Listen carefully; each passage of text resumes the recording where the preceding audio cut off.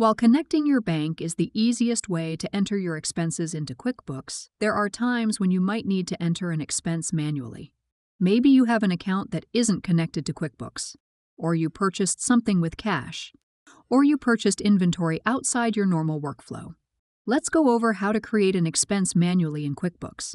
To start, go to Create an Expense. First, choose who you paid. If you don't see the name, you can add them.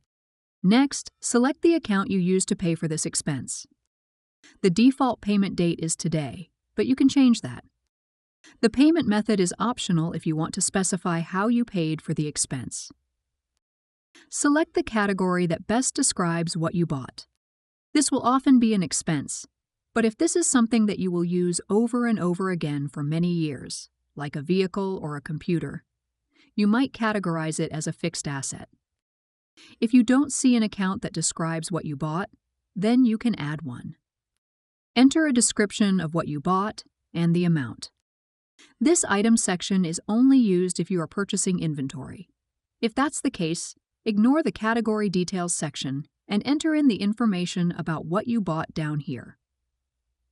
We cover how to purchase inventory in more detail in a separate video at the end of this one.